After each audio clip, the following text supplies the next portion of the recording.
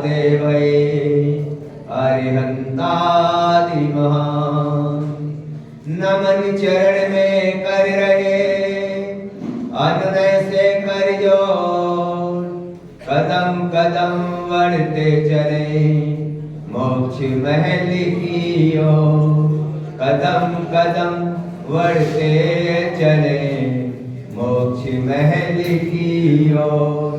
अरे अनंता अनंत सिद्ध परमेष्टि भगवान की 1000 श्री आदिनाथ भगवान की 1008 श्री पार्श्वनाथ भगवान की 1008 श्री महावीर भगवान की आचार्य गुरुवर श्री विशुद्ध सागर जी महामुनिराज की मुनि श्री हरे सागर जी महामुनिराज की अहिंसा वही जिन धर्म की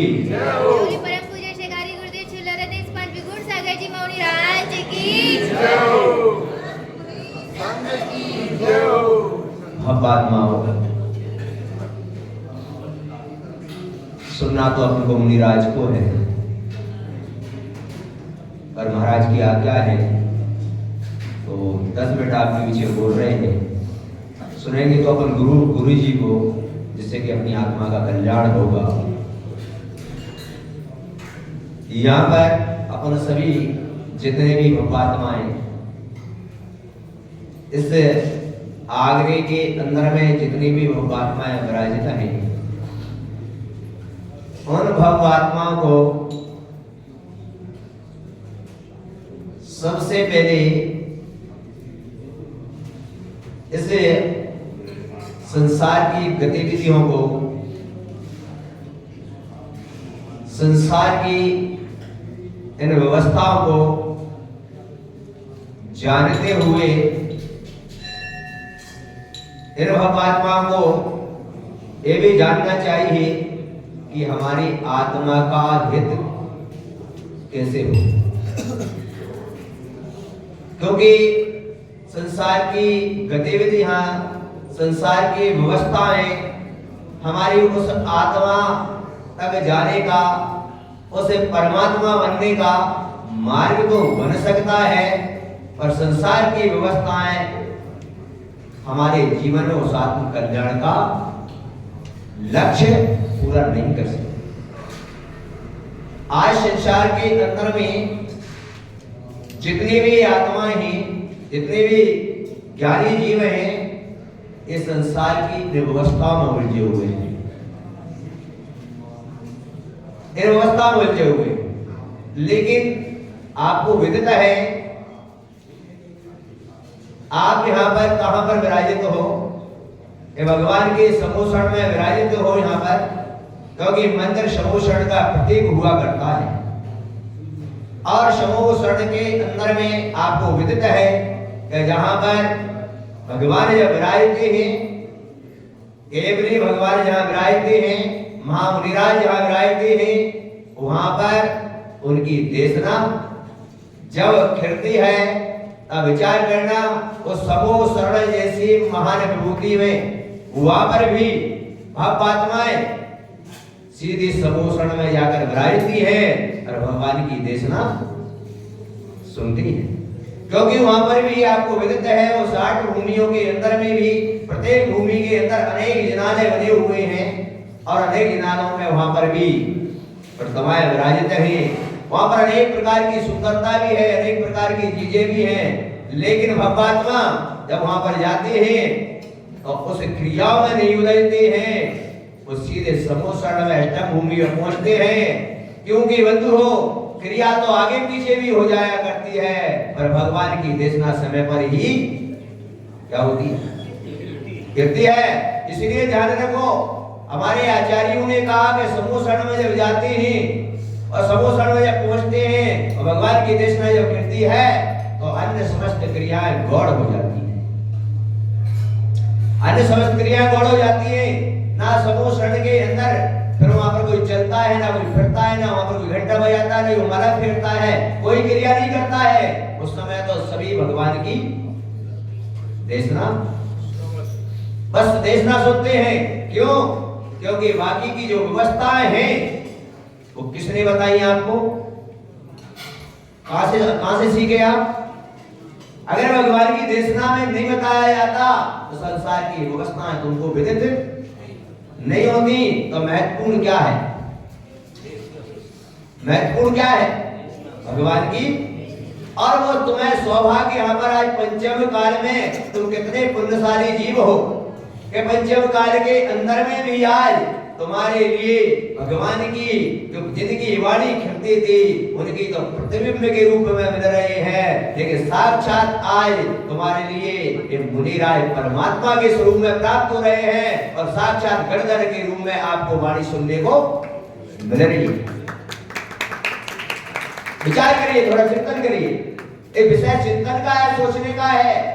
आज तीव्र गति से सारे संसार के ज्ञानी आत्माएं इस प्रकार व्यवस्था और क्रिया में उलझ गए हैं कि वास्तव में उनको वास्तविक धर्म नजर आता ही किस में रह गए? वास्तविक धर्म उनको नजर आता ही अरे नहीं है। अब बता, विचार करो, अब चिंतन करो, जरा सोचो, विचार करो। अब आप पूजन करते हो, सभी लोग करते हो ना, पूजन भी कर रहे थे ना। देव शास्त्र गुरु किसकी कर रहे थे ना? क्या बोल रहे थे देव शास्त्र गुरु में? देव शास्त्र गुरु आत्मा कर बोल रहे थे ना। अब मैं पूछ रहा हूँ ज्ञानी आत्माओं, वहां पर ठूना में चावल चढ़ा रहे हो और तुम्हारे सामने आकर मुनिराज साक्षात खड़े हो गए और स्थापना कर रहे हो और उनकी। अब जब साक्षात आ गए तो क्या करना चाहिए हमको? बोलो। जब साक्षात तुम्हारे सामने आ गए, जहां पर हम प्रत्यक्ष और परोक्ष की बात करते हैं, तो हमारा इरादा बनता है साक्षात आ गए तो उनकी सारी क्रियाओं को बोलकर उनकी देशना में बैठ जाना चाहिए, उनकी आराधना कर लेना चाहिए।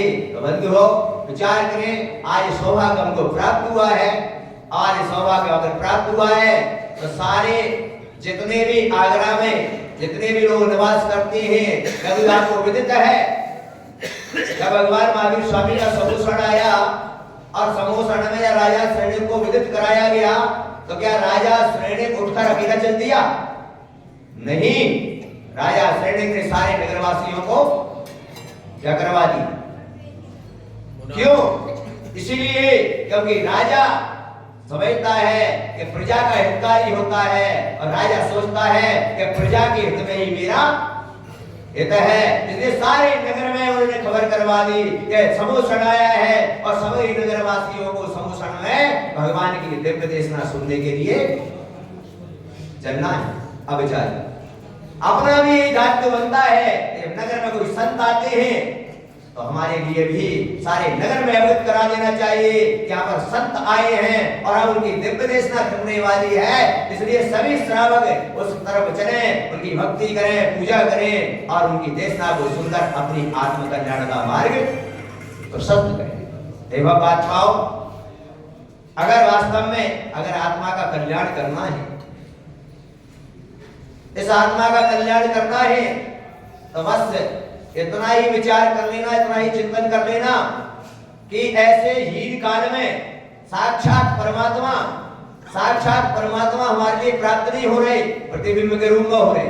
साक्षात भगवान की देशना जिनवाणी में मिल रही है हमारे लिए, लेकिन इस पंचम काल में आज भी हम पुण्यशाली जीव हैं और परमात्मा के स्वरूप आज कभी साक्षात परमात्मा के स्वरूप में आपको प्राप्त हो रहे हैं और साक्षात भगवान की वाणी सुनने को प्राप्त हो रही है। जब जब नगर में तुम्हारे में कोई संत आ जाए तो समझ लेना कि तुम्हारा परम सौभाग्य है और ये मान के चलना चौथे काल में जो समोषण लगता था वहां पर विराजित है, आज भी पंचम काल में मुनिराज उससे भी कम नहीं हुआ करते हैं। ऐसी भावना भाओगे तब तुम्हारी आत्मा का क्या होगा? कल्याण होगा। नहीं तो एक क्रिया करते करते अनादिकाल क्या हो गया? अनादिकाल बीत गया। अभी तक हम उस आत्मा के स्वरूप को प्राप्त नहीं कर पाए। आज तुम्हारे जीवन के अंदर में समय आया है कि ये करते करते अनादि आज हम ऐसा पुरुषार्थ कर ले कि हम अपनी आत्मा के स्वरूप को प्राप्त कर ले और आत्मा के स्वरूप को प्राप्त करके हम अपने जीवन का कल्याण का मार्ग प्रशस्त करें। बस यही हमारे जीवन का लक्ष्य है, अभी से नहीं, अनादिकाल से।